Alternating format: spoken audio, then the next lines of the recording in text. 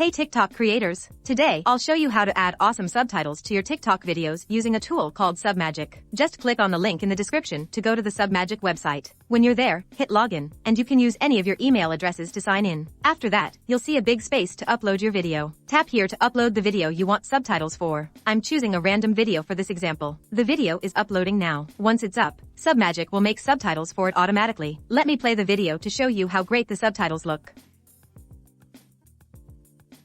Alex told me that he did a route once and on his way up realized that he hadn't brought any chalk. Whew.